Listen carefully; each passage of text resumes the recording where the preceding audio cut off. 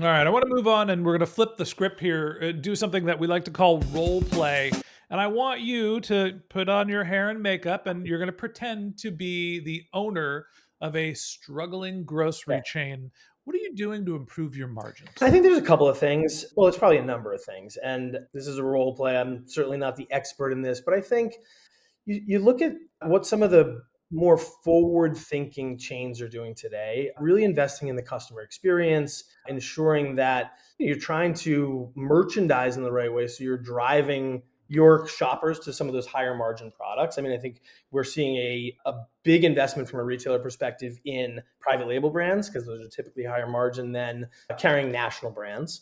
But again, I think given the thrust of this podcast, I think retail media networks are a really important opportunity to be thinking about in terms of improving margins, right? Grocery retail in general, historically, fairly slim margin business. But you can look at the public filings of some of these companies, these large companies that have retail media networks, and you can see that it is much higher margin, if not incredibly high margin, in terms of the products that they're able to sell. And again, going back to that collaboration with their CPG partners to be able to drive more purchases, right? Drive more investment from consumers back into the store. I think of the retail media networks as akin to the digital version of selling shelf space.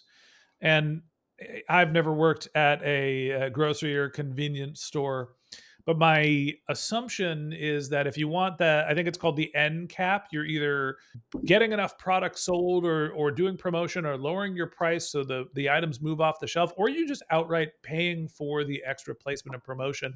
That is essentially what a retail media network is, not only because you're getting the advertising space, so you're more present, you're building your brand, you're staying in front of your consumers, but also aren't the grocery stores and convenience stores putting their thumb on the scale? Like, if you're going to be my media buyer, if you're going to buy my ad inventory, I'm going to give you some premium placements or just find other ways to help you sell your inventory so the conversions look better, so you come back and buy my media.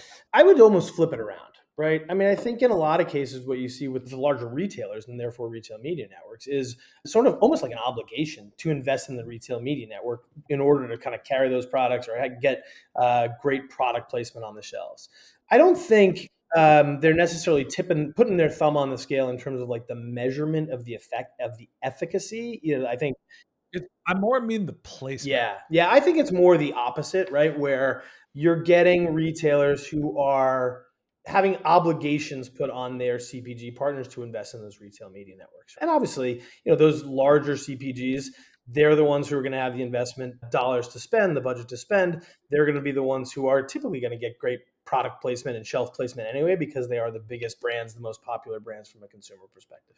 I guess I'm just saying, if I'm an engineer at Walmart and I'm responsible for the retail media network, and maybe I know the person that is responsible for our algorithm that figures out where your products are placed when somebody conducts a search, maybe I ask the person sitting next to me to build in a variable into the algorithm that takes into account what my media spend is and impacts what my rankings are. If all things are even, shouldn't we be promoting the people that are buying our media more than the people that aren't? It just seems like something that's logical. Yeah, I mean, I think it seems logical, but I would say that I would not suggest that those large retail media networks are doing something like that, right? I mean, I think it is, clearly there is ad space sold for on-site media at some of those big retailers' websites, not unlike search advertising or programmatic advertising.